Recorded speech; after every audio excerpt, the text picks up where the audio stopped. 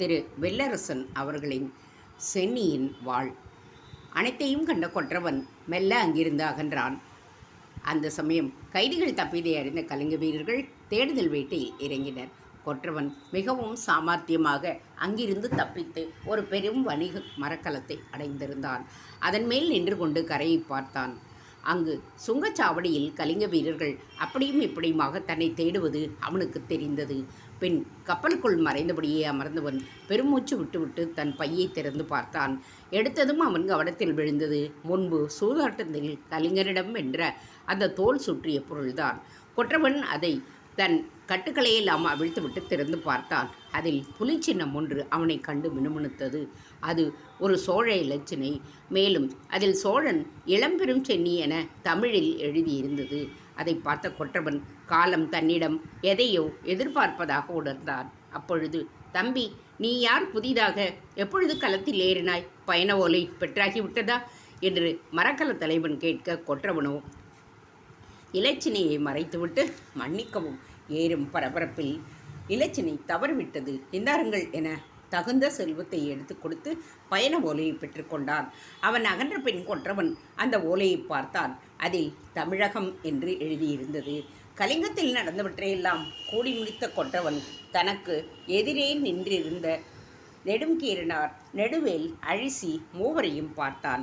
அவர்கள் அடுத்து என்ன என்பது போல ஆவலுடன் அவனையே பார்த்து கொண்டிருந்தனர். கொற்றவன் தன் பெரும் கதையை தொடர்ந்தான்.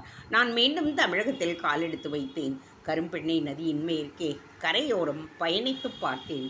அந்த காட்சிகளையெல்லாம் என் உயிர் உள்ளவரை மறக்க மாட்டேன். இதை சொல்லும் பொழுது அவன் முகத்தில் அத்தனை பெரும் வலி தெரிந்தது. பல தமிழ் கிராமங்கள் எரிந்து போய் சாம்பலாகி கிடந்தன. அங்கு தமிழர்களின் பிணங்களை நாயும் நரியும் வல்லூர்களும் பீத்து தின்று கொண்டிருந்தன. குழந்தைகள், பெண்கள், முதியவர்கள் என இரக்கமின்றி அனைவரையும் வடுகர்களின் வால் சிதைத்து போட்டிருந்தது. நான் பயணி பல கிராமங்களில் நிலை அதுதான்.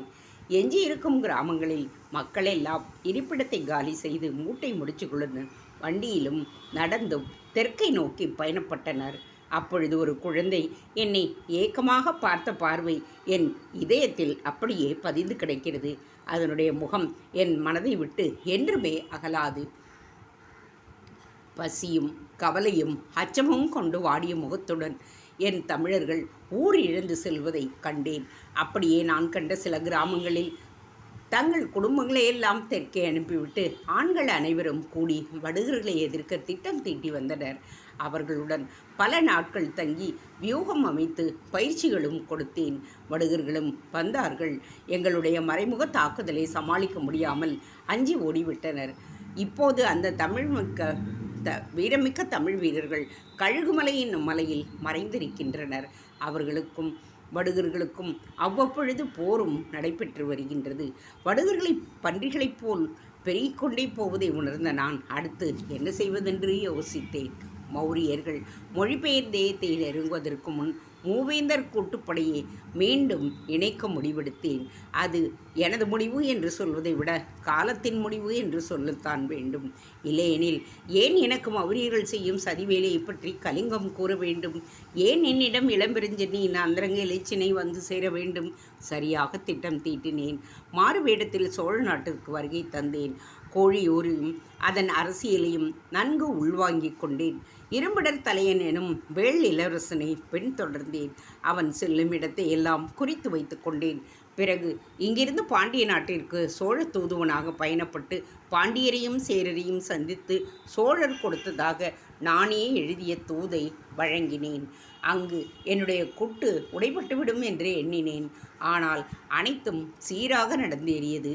சேரரும் பாண்டியரும் இயற்றிய புது விதிகளுடன் மீண்டும் சோழ நாட்டிற்கு வருகை தந்தேன். பாண்டிய தூதுவனாகவே இங்கே வந்த பின் இரும்பிடத் தலையன் வழக்கமாக தலைகீழாக தொங்கும் மரத்தடியில் வேண்டுமென்றே சென்று படுத்து உறங்கினேன். நான் எதிர்பார்த்தது போலவே அவனுடைய நட்பு கிடைத்தது. அதன்பின் பாண்டிய நாட்டு அரசரிடமிருந்து திருடிய பாண்டிய இலச்சினையை வைத்து சோழரிடம் பாண்டிய தூதுவனாக அறிமுகமாகி சேரரும் பாண்டியரும் இயற்றிய ஒப்பந்த விதிகளை ஒப்படைத்துவிட்டு அவரின் பதில் எதிர்பார்த்து இப்பொழுது காத்திருக்கின்றேன். அப்போதுதான் என் அன்பிற்கு உரியவர்கள் மூவர் என்னை அடையாளம் கண்டி துருத்தி வந்தனர் என்று இதழ்களில் முருவனுடன் மூவரையும் பார்த்தான் கொற்றவன்.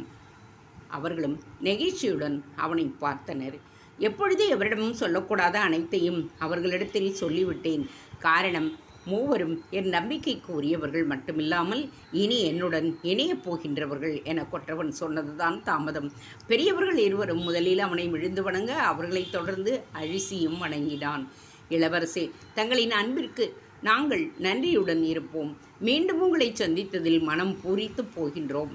விதியின் விளையாட்டை பாருங்கள். தங்கள் தந்தையும் இதன் தொடர்பாகத்தான் எங்கள் சோழரை காண தூது அனுப்பியுள்ளனர் என்றான் நெடுவேல். மூவரையும் பார்த்த கொற்றவன் அவர்களை எழுப்பிவிட்டு, இதை முன்னமே தெரிவித்து விட்டீர், நடந்ததை விளக்கமாக சொல்லுங்கள் என்றான் அவன்.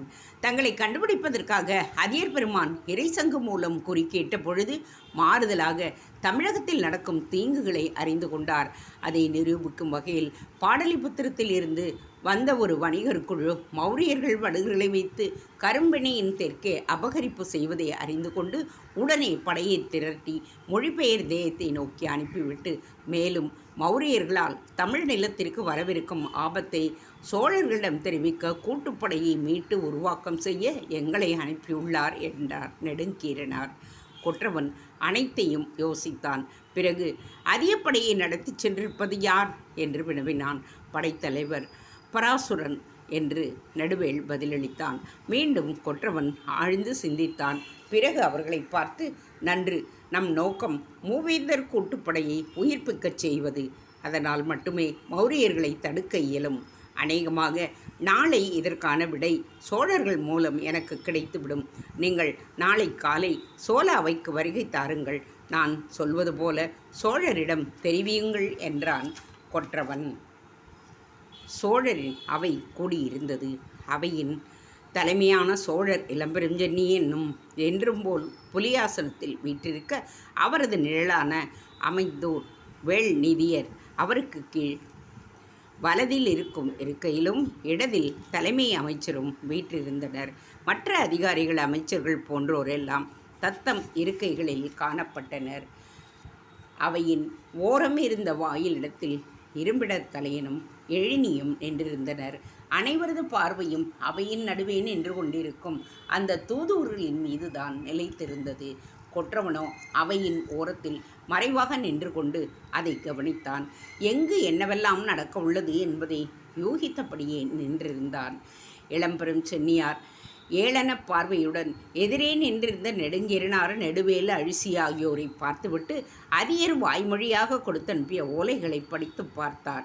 முடித்ததும் அதை அருகே இருந்த ஓலை நாயகத்திடம் கொடுத்தார். பிறகு மூவரையும் பார்த்து, அதியர் எச்சரிக்கை செய்துள்ளார். மௌரியர்கள் தமிழகத்தை நெருங்க உள்ளார்களாம். வடுகர்கள் கரும்பெண்ணியை கடந்து தமிழகத்திற்குள் நுழைந்து வருகிறார்களாம் என்று நிறுத்தியவர் சட்டென்று, இதனால் எனக்கு என்ன வந்தது என்று சிரிப்புடன் வினவினார். புலிகொண்டவரின் பதில் அதிய நாட்டவர்களை திகைக்க வைத்தது. கொற்றவன் கூட சோழவேந்தரை ஏமாற்றத்துடன் பார்த்தான். அவர் வாய்மொழியாக இப்படி ஒரு வார்த்தை வரும் என்பதை அவன் நினைத்து கூட பார்க்கவில்லை. அக்கையின் தம்பி பிடர்த்தலையினும் ஏணியும் ஒருவர் முகத்தை பார்த்து கொண்டனர். பிறகு மீண்டும் வேந்தரை பார்த்தனர். அந்த சமயம் சோழவேந்தரின் முகத்தில் அலட்சியம் ஏகபோகமாக தாண்டவமாடியது. இதையெல்லாம் என்னிடம் ஏன் வந்து சொல்லுகிறீர்கள் அதியர்களே? நான் சோழ நாட்டிற்கு மட்டும்தான் அரசன். எனது சேனை சோழ நாட்டை மட்டுமே காப்பாற்றும். மொழிபெயர் தேயத்தை காக்க பாண்டியர் இல்லையா, சேரர் இல்லையா? அவர்களிடம் சென்று தெரிவியுங்கள். இப்பொழுது இருவரும் கூட்டாக வேறு இருக்கிறார்கள். நீங்கள் எதிர்பார்ப்பதை விட பெரும் உதவி புரிவார்கள். நான் வெறும் சோழ நாட்டு அரசன். என்னால் என்ன செய்துவிட முடியும் என்று மனதில் இருக்கும் கொதிப்பை வெளிக்காட்டிக் கொள்ளாமல் சிரித்தபடியே பேசினார் இளம்பெரும் சென்னி. அதற்கு நெடுங்கீரனார், வேந்தே, தாங்கள் இந்த தமிழ் நிலத்தின் தவிர்க்க முடியாத தூண். தமிழ் மண்ணிற்கு வடவர்களால் ஆபத்து வரவிருக்கும் இந்த நேரத்தில் தாங்கள் இப்படி சொல்லலாமா என்று கொஞ்சம் தொனியில் கேட்டார். அதற்கு புலி கொண்டவர், போதும் போதும் நிறுத்தும் அதிய தூதுவரே, அனைத்தையும் பார்த்தாக்கிவிட்டது. நம் நிலம், நம் மண், நம் சகோதரர்கள் என்று இத்தனை காலம் கண்மூடித்தனமாக வாழ்ந்து வந்ததன் பயனைத்தான் அவப்பெயராக இப்பொழுது சுமந்து வருகின்றேன். நண்பர்கள் என்று கருதி பழகிய என்னை முதுகில் குத்திவிட்டு அங்கு அந்த கயல் கொண்டவனும் வில் கொண்டவனும் கூடி கும்மாளம் அடித்து வருகிறார்கள். நான் அவர்களின் நிதியை ஊழல் செய்து ஏமாற்றினேனாம். கூட்டுப்படையில் அவர்களின் உரிமைகளை பறித்து விட்டேனாம். சோழர்கள் அத்தனை பேராசைக்காரர்களா? இதுவரை மூவேந்தர் கூட்டுப்படைக்கு சோழநாடே அதிகம் செலவு செய்திருக்கிறது. என்னுடைய ஆயுத பட்டறையிலிருந்து அனைவருக்கும் எஃகு அடித்து கொடுத்துள்ளேன். அவர்களின் படையை என் படையாக பாவித்து பொன்னையும் பொருளையும் வாரி இறைத்துள்ளேன். இத்தனை செய்தும் எனக்கு என்ன பெயர் தெரியுமா கிட்டியது? ஊழல் சோழன். என்னை கண்டாலே அஞ்சி நடங்கும் சிற்றரசர்களே என்னை எள்ளி நகையாடும்படி செய்து விட்டார்கள் இந்த சகோதர தமிழர்கள். கணம் இப்படி இருக்க தமிழ் நிலத்தை காக்க என்னை மட்டும் வேண்டுவதில் என்ன பயன் உள்ளது? வடுகர்கள் வரட்டும், மௌரியர்கள் வரட்டும், என் எல்லையை நெருங்கினால் நான் போரிடுகிறேன். மற்றபடி என்னால் ஆகப் போவது ஒன்றுமில்லை. அரசின் தூதிக்கு இதுதான் பதில். சென்று அதியரிடம் தெரிவித்து விடுங்கள் என்று இத்தனை நாட்கள் மனதில் போட்டு குமரிக்கொண்டு இருந்தவற்றை கக்கிவிட்டு கோபத்துடன் திரும்பி பொற்கையாரை பார்த்த பெருஞ்சென்னி, பொற்கையா, அந்த பாண்டிய தூதுவனை அழைத்து வா என்றார். தங்கள் அவையை விட்டு போகச் சொல்லாமல் அகலச் சொல்வதை புரிந்து கொண்ட அதிய தூதுவர்கள் பரிதாபமான முகத்துடன் சோழரை வணங்கிவிட்டு அங்கிருந்து அகன்றனர். சோழரின் கட்டளைக்கு பொற்கையார் உத்தரவரசே என்று நகர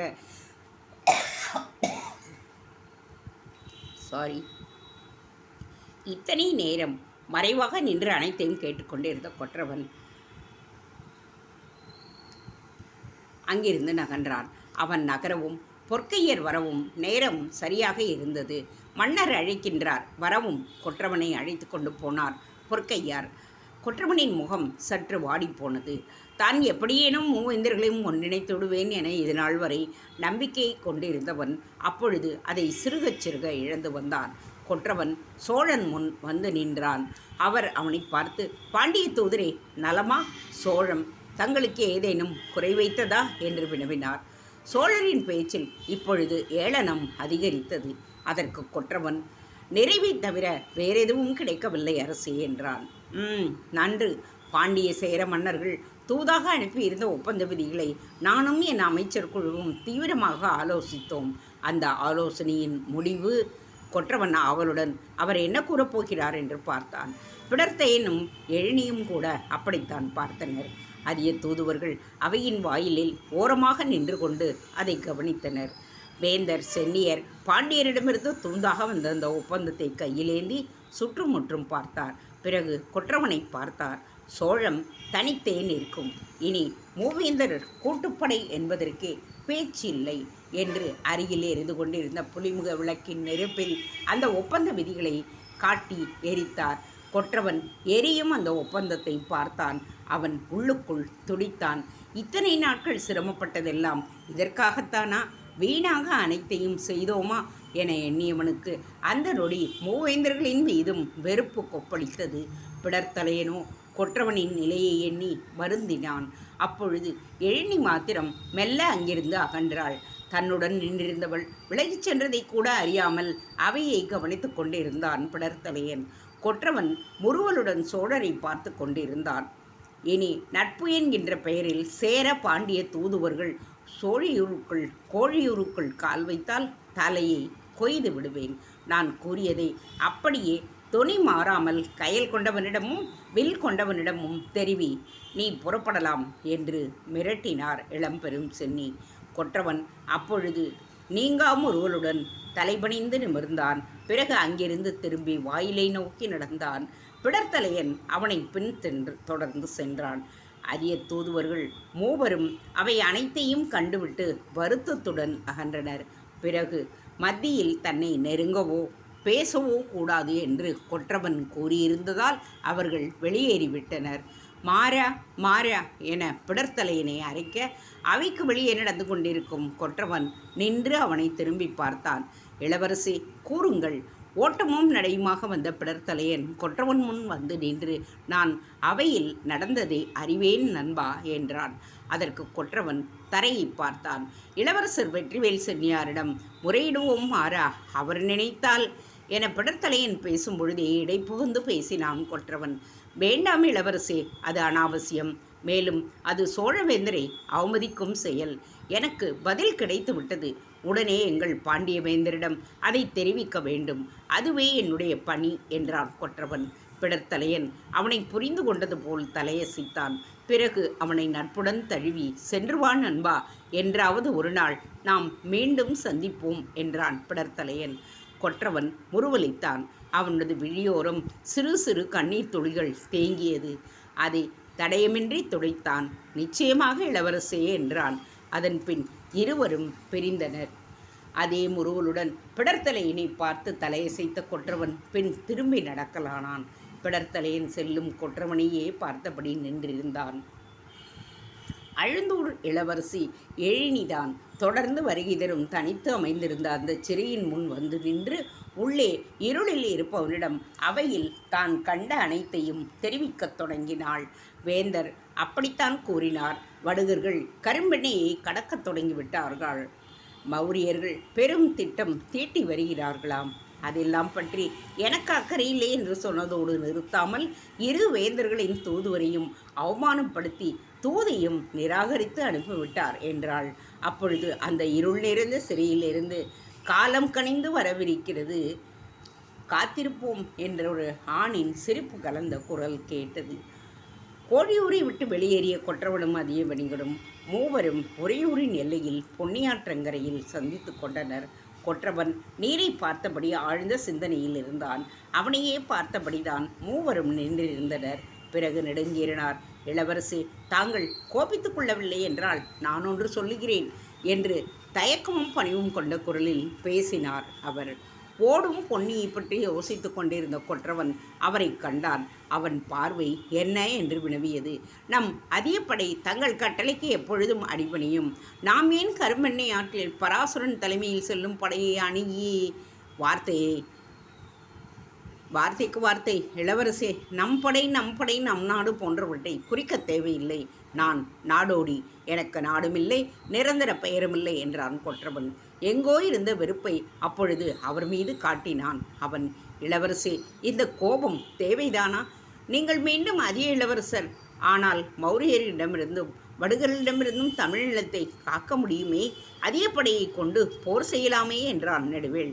கொற்றவன் சிறு முறுவலுடன் இடது வலது என தலையை அசைத்துவிட்டு, அருந்த பந்தம் அருந்ததுதான் வேளா. மீண்டும் நான் அதே நாட்டிற்கு வருகை தருவேன் என்று எண்ணினால் நீங்கள் உங்கள் வழியை பார்த்து கொண்டு செல்லலாம் என அவன் நகரம் உட்பட இருவரும் பதறினர். வேண்டாம் ஐயா, வேண்டாம், பொறுத்தருளவும் என்று அவனை தடுத்து நிறுத்தினர். நான் அதியன் என்பதையே மனதிலிருந்து அழித்து விடுங்கள். நாம் இங்கு கூடியிருப்பது வேந்தர்களை ஒன்றிணைப்பதற்காக. வேந்தர்கள் ஒன்றிணைந்தால் அதியரும் இணைவார், சிறு சிறு வேள்குடிகளும் இணைவர். மௌரியர்களை வெறும் அதியப்படையை வைத்து தடுக்க நினைப்பது தற்கொலைக்கு சமமானது. அதனால் நமக்கு இப்பொழுது தலையாய பிரச்சனையே மூவேந்தர்கள்தான். விளங்கியதா என்றான் கொற்றவன். ஆனால் மூவரும் இணைவது சாத்தியமற்றது போல தெரிகின்றதே ஐயா என்றார் நெடுங்கீரனார். ஆம், சோழர் பேசும் பேச்சை கேட்கவே முடியவில்லை. வேந்தர்களுக்குள் இருக்கும் கசப்பு மூவரின் சிந்தனையையும் அவரவர் எல்லைக்குள் முடக்கிவிட்டது. இப்பொழுது மொழிபெயர் தேயம் மீண்டும் மூவேந்தர் கூட்டுப்படையை காணும் என்பதா என்பதை பெரும் கேள்வி என்றான் நெடுவேல். நெடுவேலா, நான் மெய்யை சொல்லுகின்றேன். பல ஆண்டுகளாக நிலைத்திருக்கும் இந்த கூட்டுப்படையில் அவ்வப்பொழுது குழப்பம் எழுவது, ஒப்பந்தம் முறிவது, கருத்து வேறுபாடு, ஏன் படைகளுக்குள் சிறு சிறு பூசல்களும் வருவது இயல்புதான். ஆனால் இப்பொழுது முறிந்திருக்கும் ஒப்பந்தம் இனியும் இணையுமா என்பது சந்தேகமாகத்தானே இருக்கிறது என்றான் கொற்றவன். தாங்களே இப்படி சொன்னால் எப்படி? கொற்றவன் முறைக்க, இளவரசே என்று உச்சரிக்க வந்தவர் ஐயா என்று முடித்தார் நெடுங்கீரனார். மெய்யை சொல்லுகிறேன். ஆனால் இவர்களை இணைக்க என்னிடம் இறுதி ஆயுதம் ஒன்றே இருக்கிறது. அதைத்தான் இனி முன் எடுக்க உள்ளேன் என்று முறுவலித்து அவர்களை பார்த்தான் கொற்றவன். அவர்கள் அதை அறிந்து கொள்ளும் அவளுடன் அவனை பார்த்தனர். என்ன ஆயுதம் அது? ஆர்வத்துடன் வினவினார் நெடுங்கீரனார். கொற்றவன் சொன்னான். அதை கேட்டு சிறுவன் அழிசி உட்பட மூவருமே திடுக்கிட்டு விட்டனர். என்ன இது என்று இழுத்தார் நெடுங்கீரனார். தேங்க்ஸ் ஃபார் வாட்சிங். Please subscribe.